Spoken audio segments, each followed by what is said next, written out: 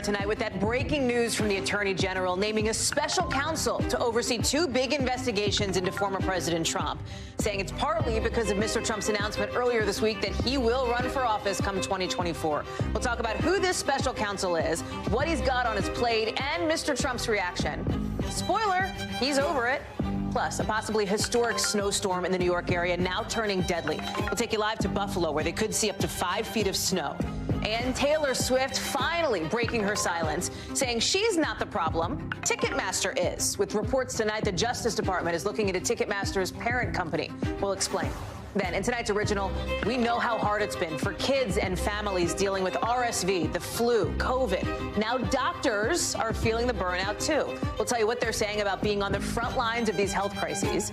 And leave your beer mugs at home, folks, because there will be no pints at the World Cup stadiums this year. The latest controversy around one of the world's biggest sports events and why it's raising questions that go well beyond beer in Qatar.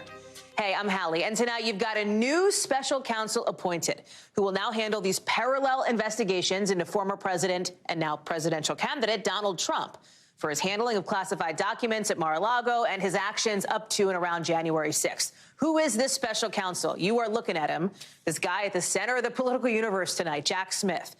You see his resume. He's got a lot of experience as a prosecutor. He most recently has been overseas to investigate war crimes in Kosovo. He led the DOJ's public integrity section, too. That's interesting because that's like the public corruption investigation section of the DOJ.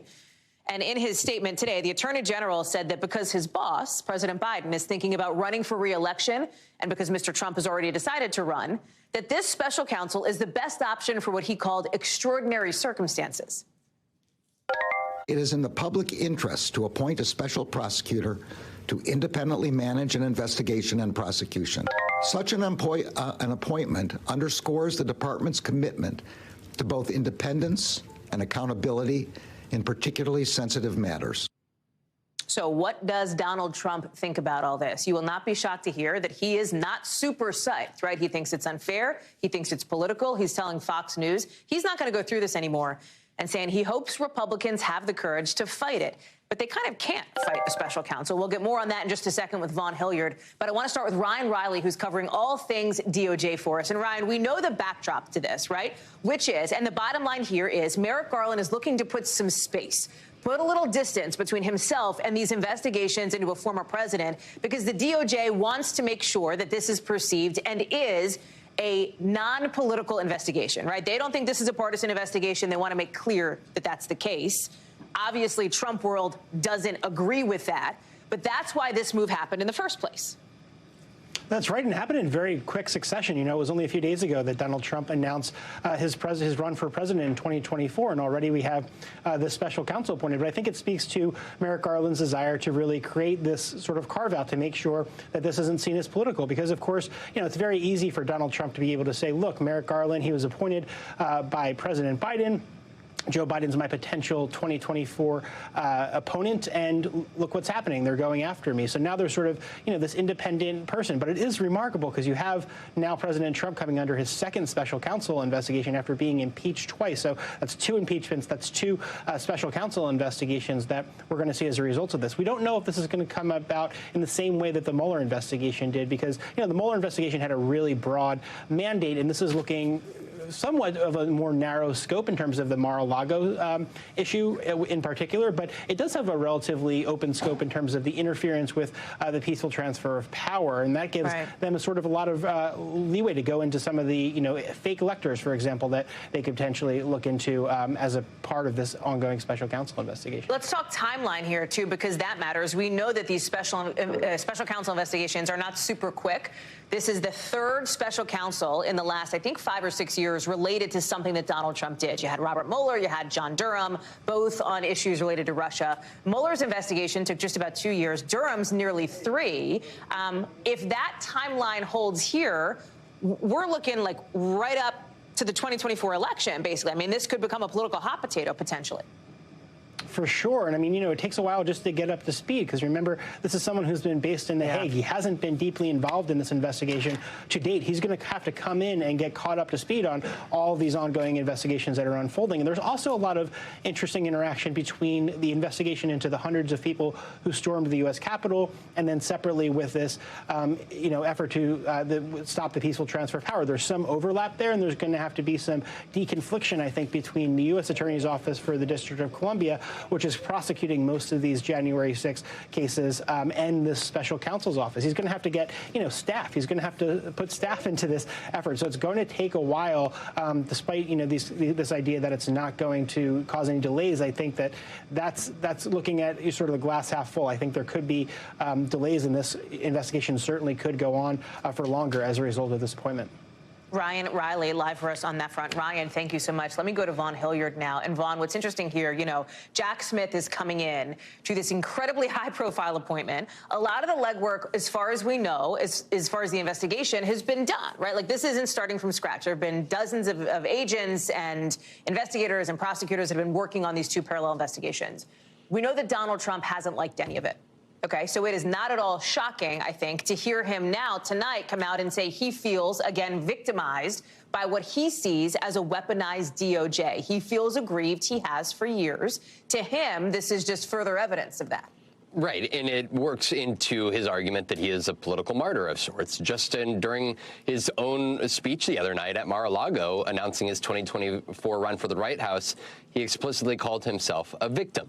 This is a moment in which Donald Trump is going to use to further really justify not only him running again, but the entire idea and the concept in which, to note, a major share of the Republican Party has bought into, that the federal government needs a cleansing, and that he is the man that was given 4 years to do it, but needs him back yet again. That is where you looked at his remarks that he gave to Fox News just earlier. He said, quote, "The Republican Party has to stand up and fight."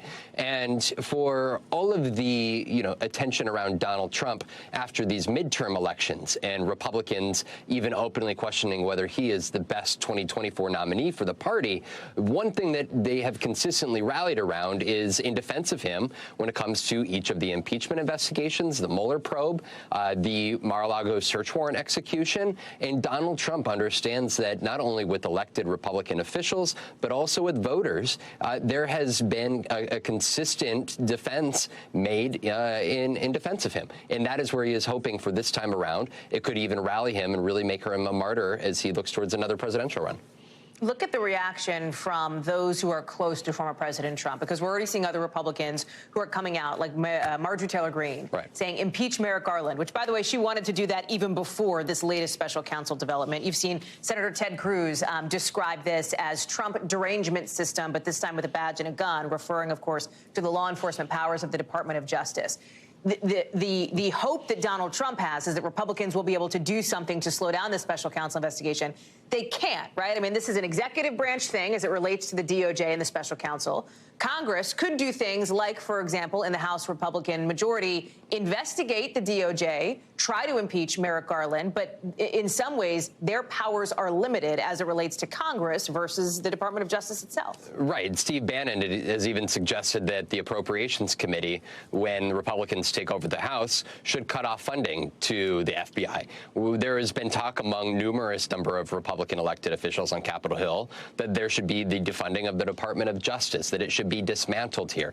And that is where, on one hand, you are talking about the actual functioning of the Department of Justice, and on the other hand, you're talking about the American electorate's faith in their democracy and faith in their investigative institutions here. And you and I have had enough conversations with particularly Republican voters around the country who have questioned the legitimacy of the investigative agencies at the federal government in Washington, D.C. And that is where, when you hear the use of the word Gestapo to describe the FBI and its search of Mar-a-Lago, or you hear from the likes of even Senator Marco Marco Rubio, suggesting that what has been seen over the last 2 years in terms of the Department of Justice's investigations into Donald Trump are not seen outside of third world countries. You are continuing to watch a Republican Party cripple the American public's faith in these very institutions, which are looking at potential indictments and criminal charges against the former president of the United States, who is now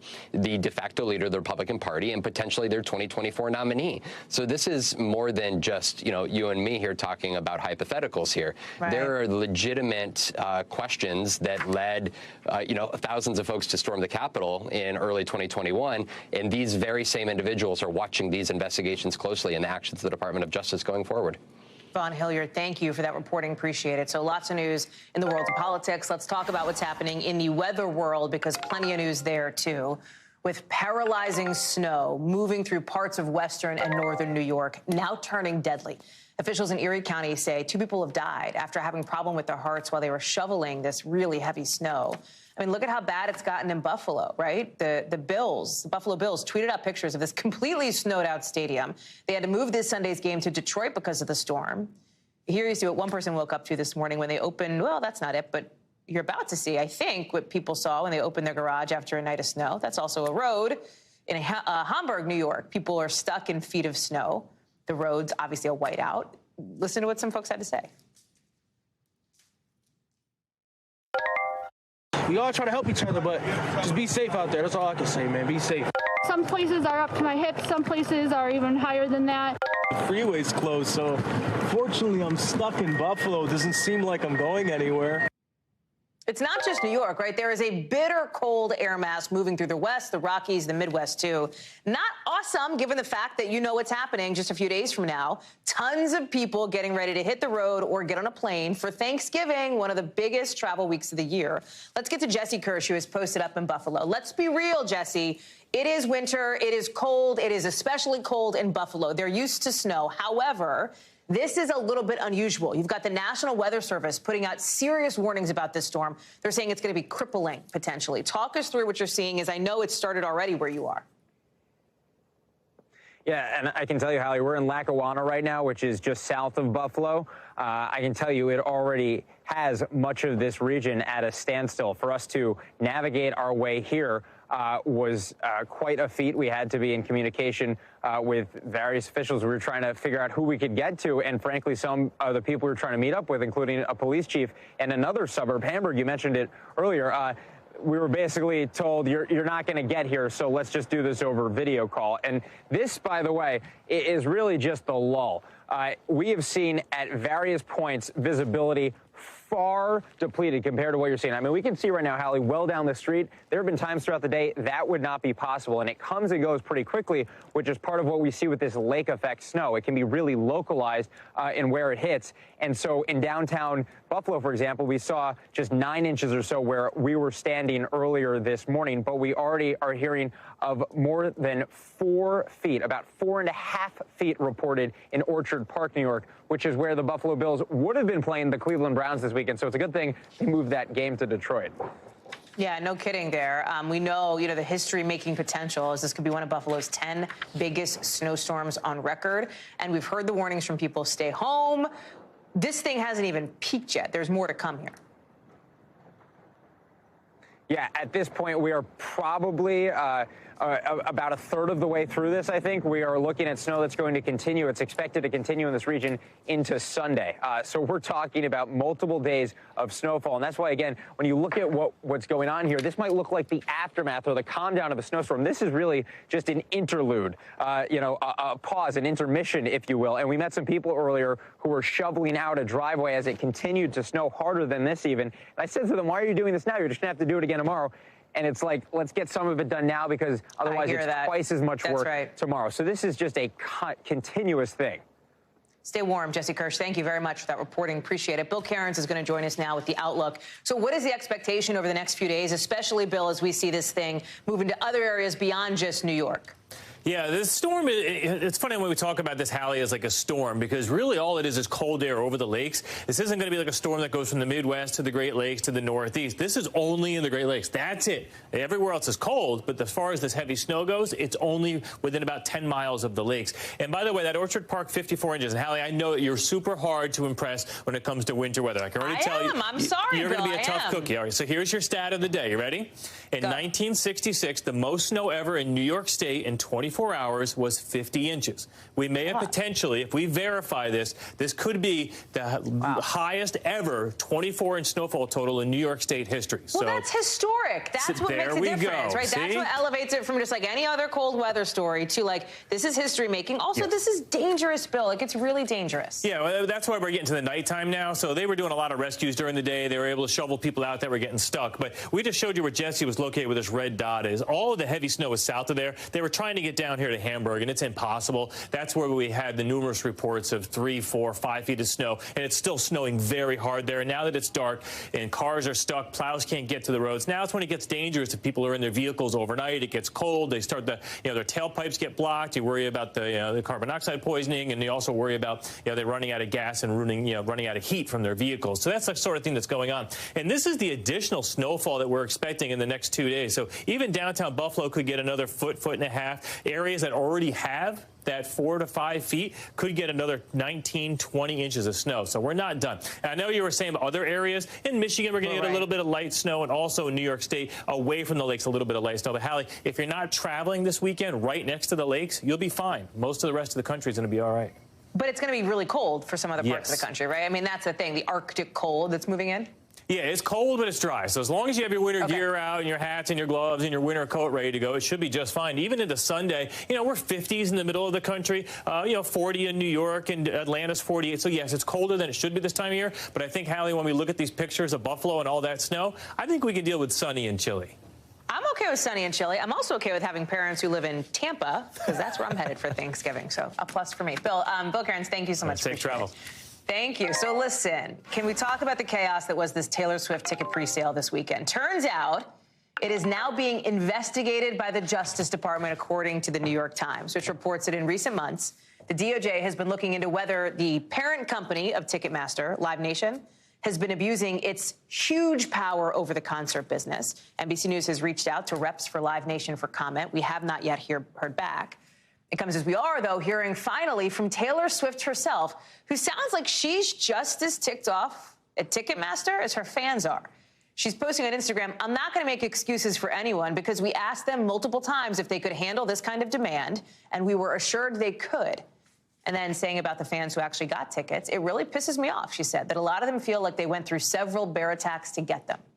The chairman of Live Nation has apologized, but fans are really upset. They're talking about what, if anything, can be done about this whole thing. Emily Aketa is joining us now. And Emily, this has been like a saga that turned into drama that's now becoming like legitimately a potential federal investigation. The DOJ is going on the record now with the New York Times saying they've been investigating Ticketmaster's business practices. They're looking at the big problem in the middle of all this, the merger between Ticketmaster and Live Nation. They now kind of have a monopoly on the live music industry, right? Break down what the DOJ is going to be looking at. Yeah, and that's part of the examination. I think it's important to know, as you have brought up, this probe actually predates, apparently, this week's Ticketmaster fiasco, the meltdown of the website. And that really speaks to the ongoing nature of the debate and the concern around this company, especially at a time that live events are really roaring back to life. So the DOJ is apparently investigating, according to the New York Times. They're looking at whether Live Nation Entertainment, Ticketmaster's parent company, has abused its power over the music industry, and whether it's they're also taking a broader look at whether it maintains a monopoly, as some lawmakers have suggested.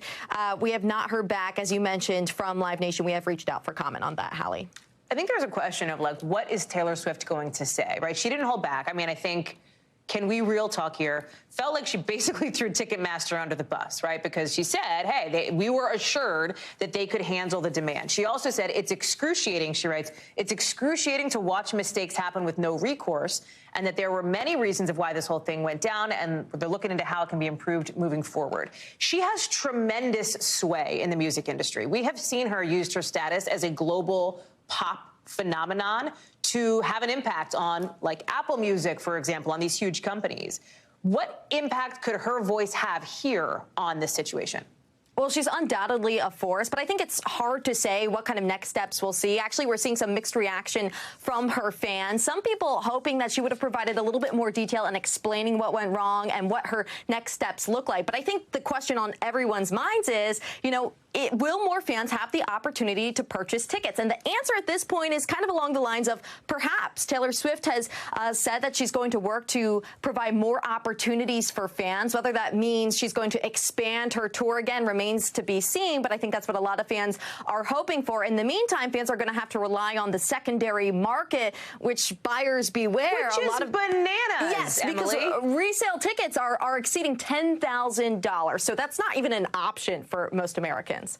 No, for like the vast majority of Americans. It does, you do think about from a big picture here. And that's what we really wanted to get into with this discussion, because this isn't just about Taylor Swift anymore, right? This is cracked open, it seems, for a lot of people what the big issue is, which is, do artists have other choices, right? Like, what other choices do big artists have right now, given the way that the music industry and the live music selling industry, right, ticket industry, has been structured?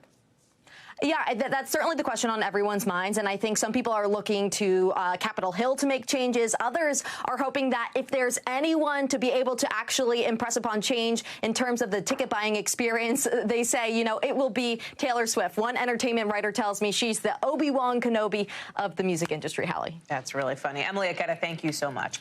All right, gang, so listen, I'm checking my phone. I'm looking. I'm like, oh, yep, it looks like Twitter is still in existence. It is still working for now.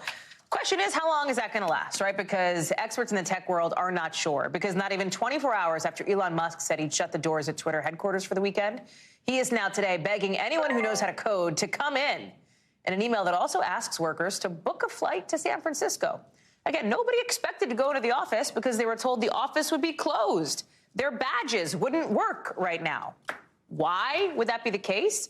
Musk's team is trying to figure out who is actually an employee, because according to the New York Times, 1,200 workers decided they're not actually extremely hardcore, at least not the way that Elon Musk wants them to be, calling Musk's bluff to take a 3-month buyout that he offered.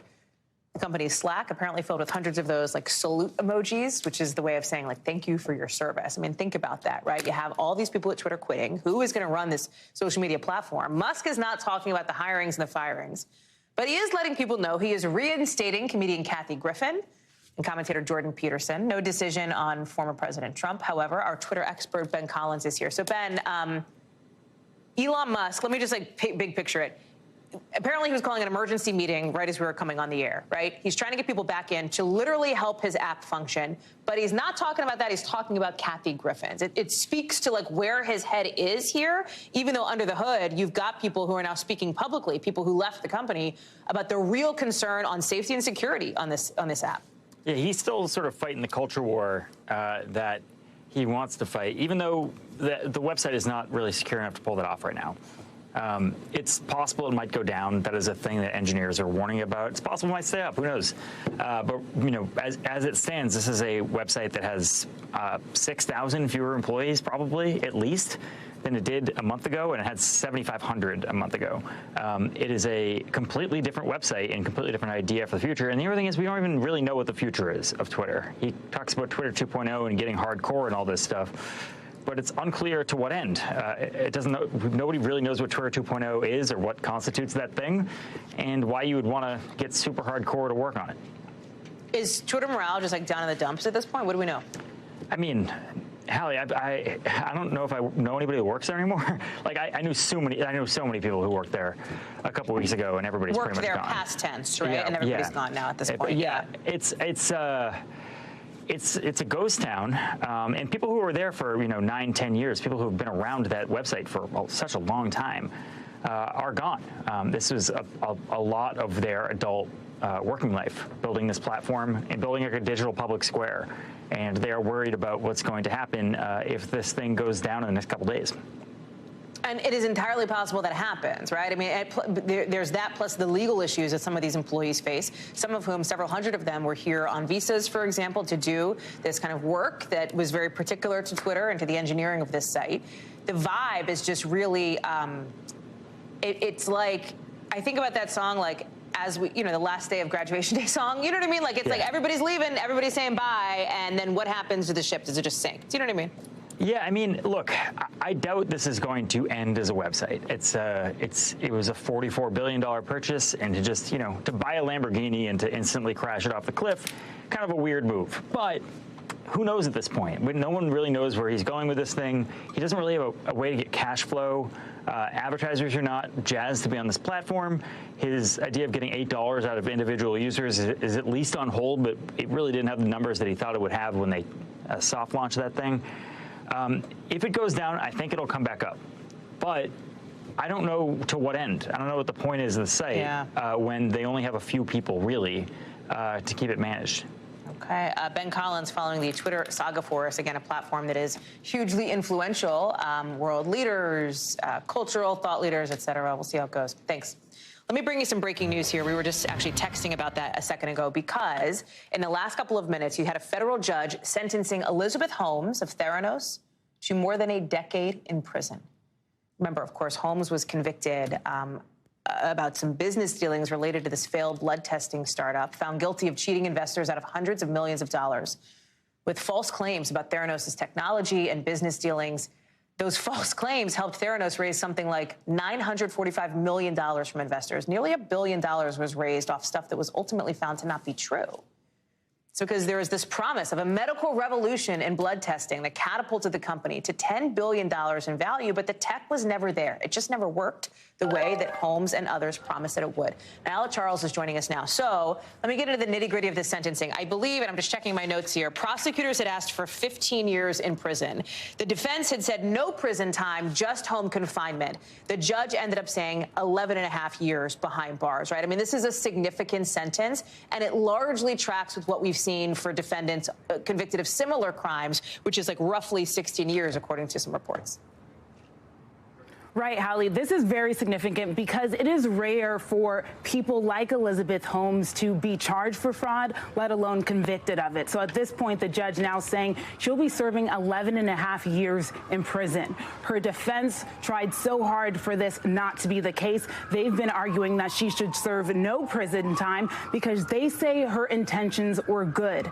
This week, they submitted more than 100 letters from her family, her friends, and supporters saying that she did not mean for this to happen. In that included a letter from her husband who described her as being selfless and loving and described her as a loving partner and also a great mother. There was also a letter from Senator Cory Booker who says that he is hopeful that she will continue to make the world a better place. So those are the letters that were submitted from her defense in support of her not getting any prison time here and getting a lenient sentence, Hallie, but that doesn't seem to be the case. Prosecutors, of course, on the other end of that spectrum, although there was a max here of 20 years, they recommended 15 years, saying not only was she the face of Theranos, but she was also the mastermind of deception and lies. They say that this is one of the worst crimes when it comes to white-collar crime in the history of Silicon Valley. So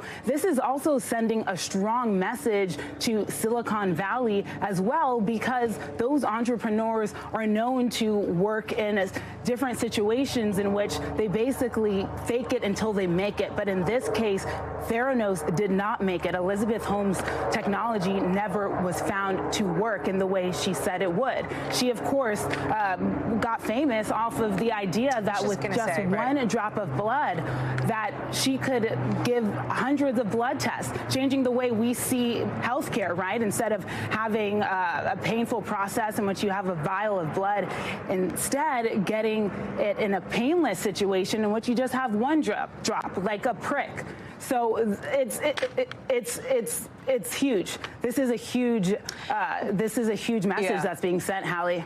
What I think is also important to remember here context-wise is what a huge star she was, a darling of the tech and medical industries. She was on the cover of magazines. People, I mean, she became a celebrity because of this. She pulled in incredibly high-profile people who were investing in her company, you know, former cabinet officials in various administrations, right? Like she, you know, we were showing some pictures of her. She was known for like wearing the black turtleneck like Steve Jobs everywhere. She had kind of a look. She very, very high profile, and no one even now is not, like the judge in his sentencing statement said, you know, this is sad because Ms. Holmes is brilliant, he said, but he said this is troubling on so many levels. What went wrong? I mean, that's the thing about it here. She has said, as you have noted, that she says she regrets her failings with every cell of her body, you know, and yet here she is, convicted and heading to prison behind bars for maybe a decade. But I mean, a decade plus, by the way. Like, that's not saying who knows what happens with parole. Yeah, Hallie, she had a meteoric rise, right? She's now 38 years old, but she started this company when she was 19.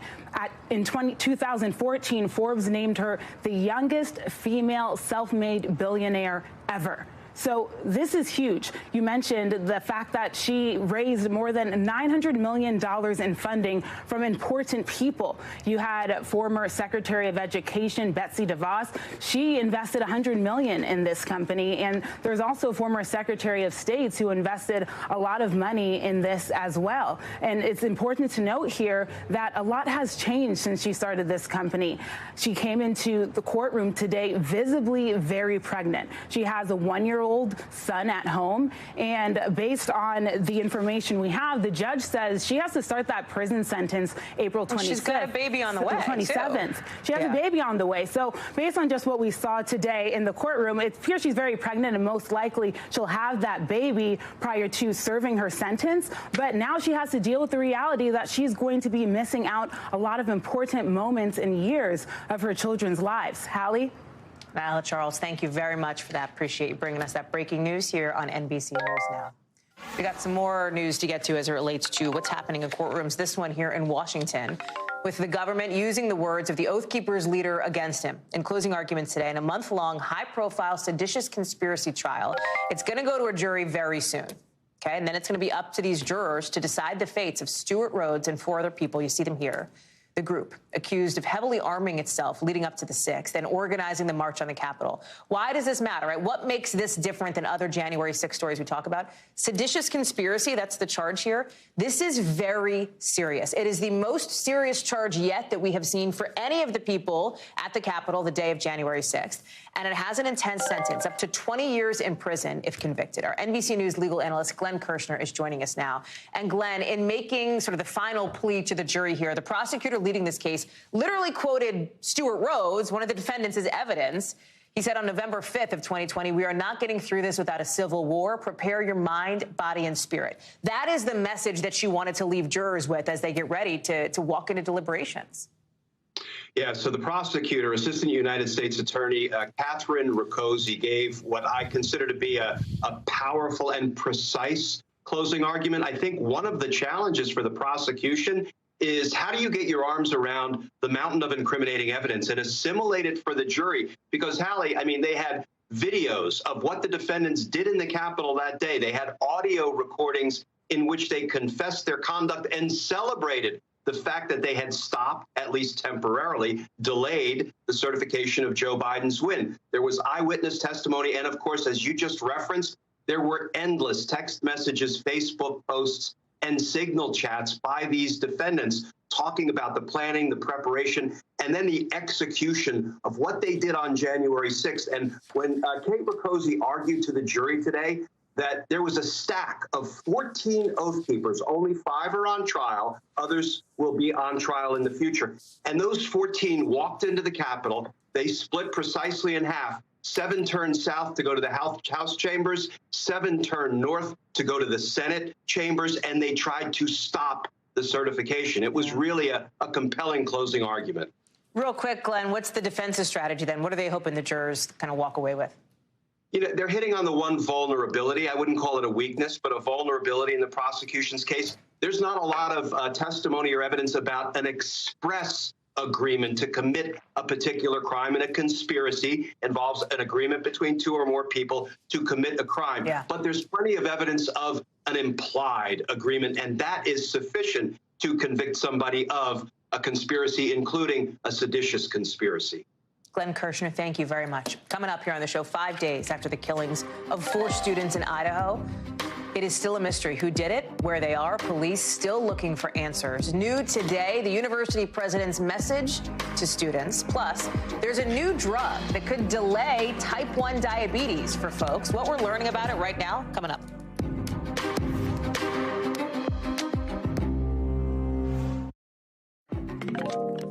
The University of Idaho trying to bring comfort and trying to push for justice after 4 of its students were killed in their home in that mysterious unsolved quadruple homicide over the weekend in the city of Moscow. The school's president sending a memo to students and employees today, and he too says he is frustrated. He is worried that nobody's been arrested for these attacks. Community is still hurting, man. I mean, you have to imagine it, right? This horrific crime that happened in their neighborhood. You had dozens of students getting together overnight at Boise State University, which is just a couple hours away, to hold a candlelight vigil in memory of the victims: Ethan Chapin, Kaylee Gonsalves, Zana Kernodle, Madison Mogan. Gotti Schwartz is in Idaho with the latest. Yeah, this is now day 5 that investigators have been at this house. And I want to tell you a little bit more about this house because a lot of people are wondering, how can two survivors be in that house when this attack happened and possibly not heard anything? And so when you look at the house, you've actually got 3 different levels. The first level here, that's where the front door is. The second level and the third level, each one of these levels has 2 bedrooms, has a bathroom. They're somewhat separated from each other. And so right now, investigators haven't said if the 2 roommates that were home that survived were sleeping. They have not released any new information in the case. In fact, they just had a briefing with prosecutors and investigators, and they have nothing new to report. So right now, all we know for certain is what we learned yesterday from the autopsy report, the synopsis that was released, and that said that all 4 of the victims died from stab wounds. They are calling this a homicide. As for what's happening here today, we just saw investigators. Again, this is day 5 that they've been here. We just saw investigators go into the backyard, put down some evidence placers, and then pick up what looked like something in the leaves, put them in an evidence bag, and then come to the front yard, pick something up from right over here. So it appears as though they're going through with a fine-tooth comb. But in terms of sharing information, sharing any leads, sharing any suspects, at this point, we still don't know. Back to you. Our Gotti Schwartz reporting there. Let's get you over to the 5 things our team thinks you should know about tonight. Number 1, the Biden administration is officially asking the Supreme Court to press unpause or press play, if you will, on their student loan forgiveness plan. A lower federal appeals court had temporarily blocked the White House plan earlier this week. This is a program, remember, that would cancel up to $20,000 in student debt for millions of Americans, right now still in limbo. Number 2, an American Bar Association panel voted to drop the requirement that law school applicants take the LSAT or another standardized admission test. You know, if you've been following this, there's been a ton of debate over this test and tests like these and how they affect diversity in the admissions process. Individual schools can still decide to require a test, but the Bar Association is saying, hey, you don't have to do this. If it gets through the next step of approval, it'll go into effect for the fall 2025 semester. Number 3, New York Representative Hakeem Jeffries will officially run to try to replace Nancy Pelosi as the House Democratic leader. That, of course, is after House Speaker Pelosi said she would step down from leadership after 2 decades involved in the highest levels of the Democratic Party on the House side. If Jeffries is elected, he'll be the first black leader of a congressional caucus and the highest-ranking black lawmaker on Capitol Hill. You know, Pelosi today endorsed Jeffries and the folks running for the numbers 2 and 3 spots. She said they're ready and willing to assume this awesome responsibility. Number 4, the FDA approving the first drug that could delay folks from getting type 1 diabetes. You have to be 8 years old or older, and you have to have early signs of type 1. Nearly 2 million people in this country have that kind of diabetes. They're calling this approval, the American Diabetes Association, an historic moment. Number 5, home sales this past month down for the 9th month in a row, dropping some 6% in October compared to September. And compared to last year, down something like 30%. It comes as mortgage rates and inflation are high. So what does it mean? It seems like potential buyers are a little nervous. Coming up, the Qatari government is making a last-minute reversal ahead of the World Cup. Why the matches are going to look and taste a little bit different, we'll explain.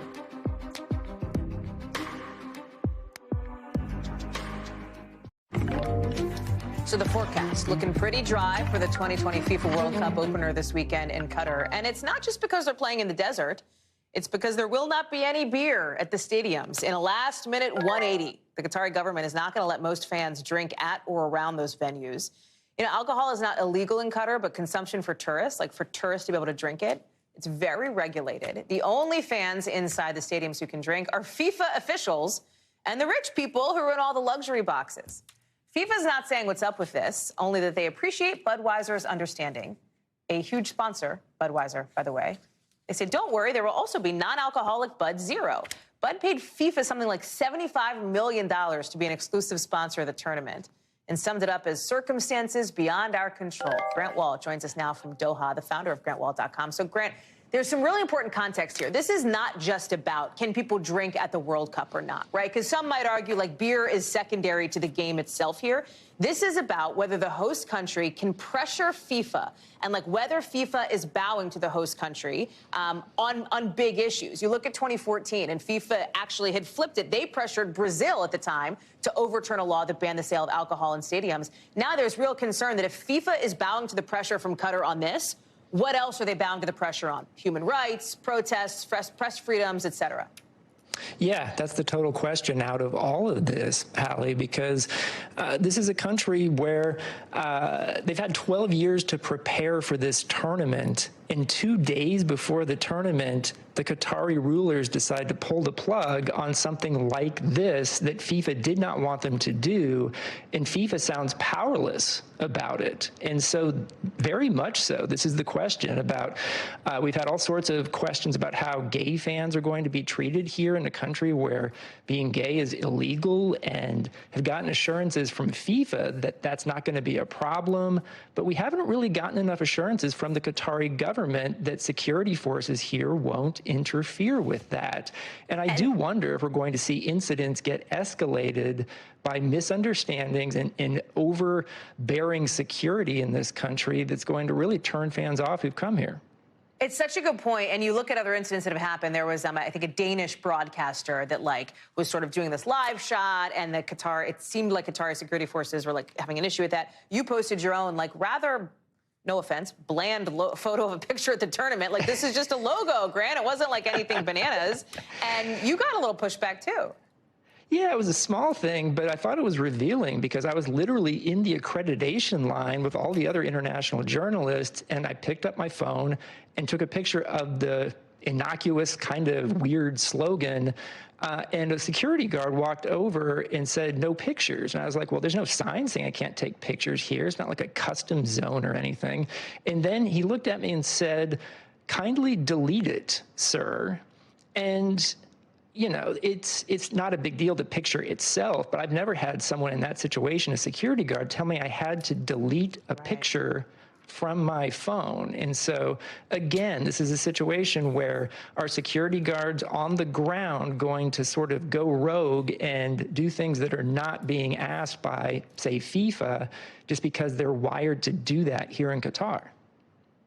Grant Wall, thank you. I could talk to you for 25 more minutes about this. I'm sure we'll see back again on Monday because I want to get into sort of the issues with migrant abuse, the issues around, fans and their response to this. We'll talk more about it, I think, next week. Appreciate it. Coming up here on the show, first it was COVID, then RSV and the flu. Hospitals now overrun, and now a lot of doctors are saying they are run down, man. They are done. We're taking a closer look at what this means for the public health sphere more broadly. Coming up in tonight's Original.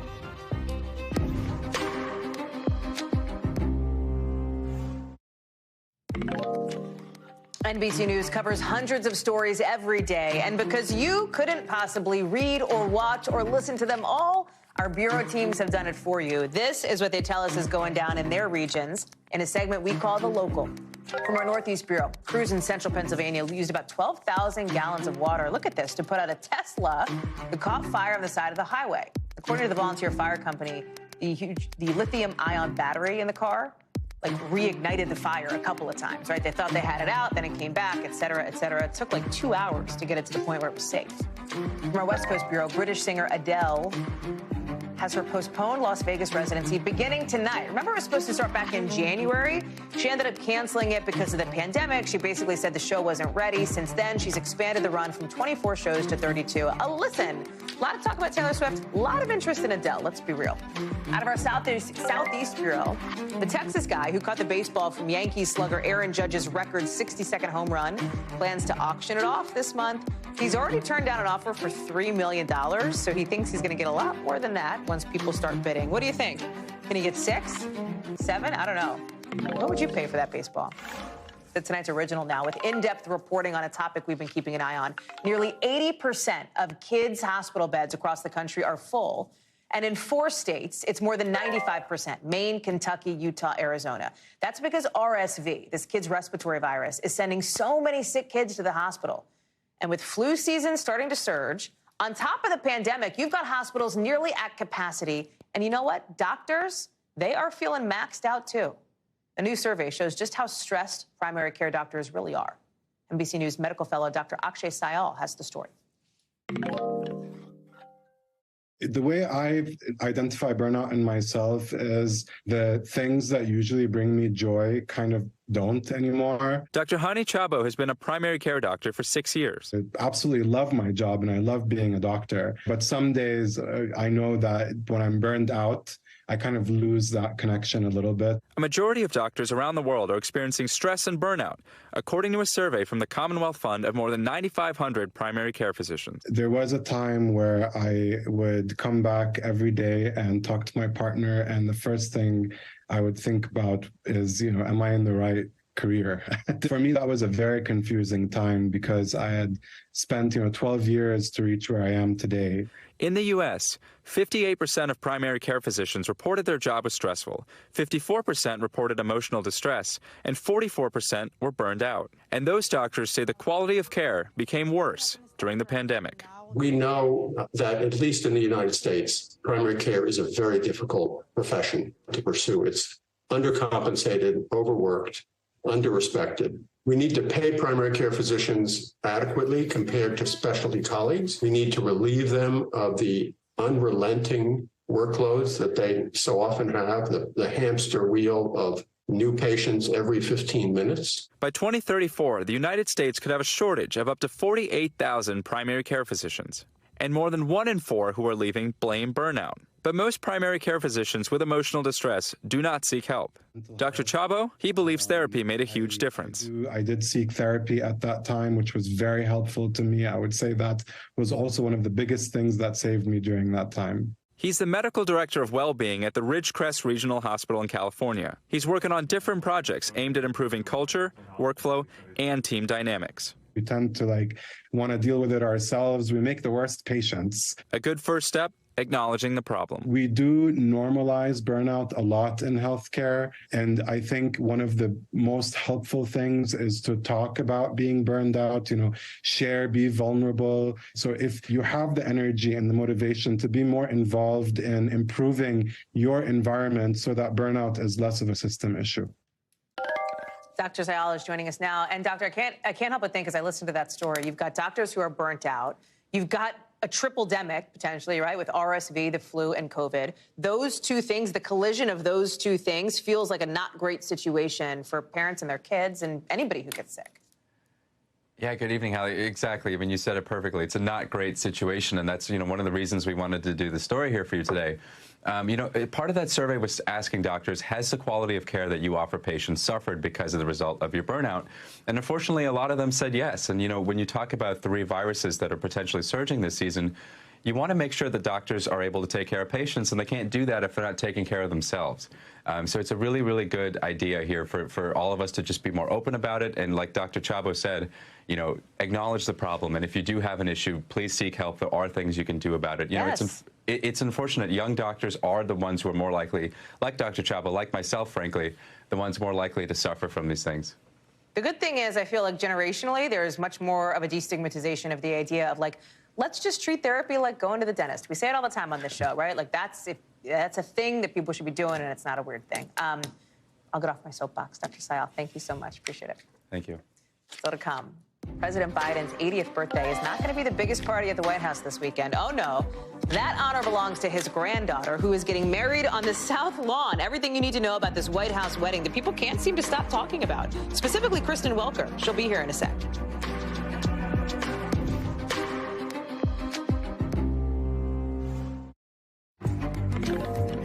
The White House tonight getting ready for kind of America's version of like maybe a royal wedding. Obviously not royal, but at least first family-ish, because President Biden's granddaughter, Naomi, she is getting married tomorrow at the White House to her fiancé, Peter Neal.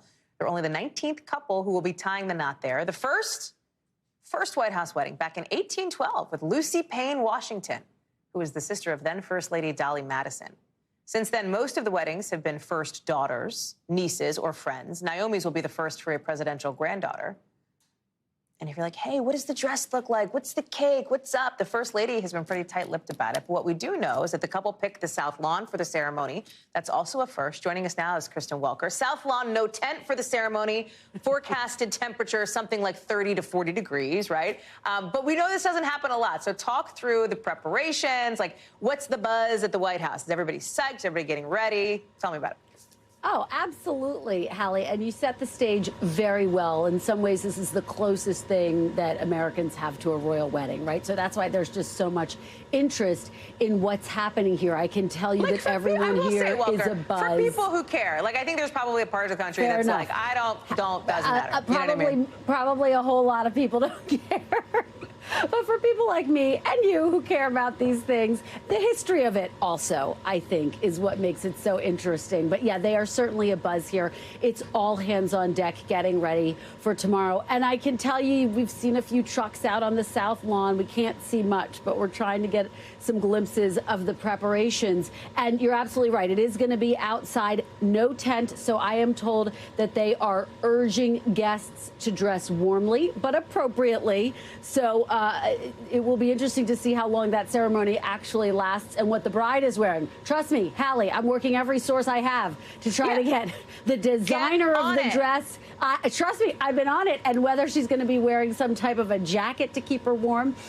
There is a serious side to this, though, Hallie, which is that the press has been trying to gain access to this wedding to get a glimpse. Right. Yeah, exactly. And you know how important this is, Hallie, press access.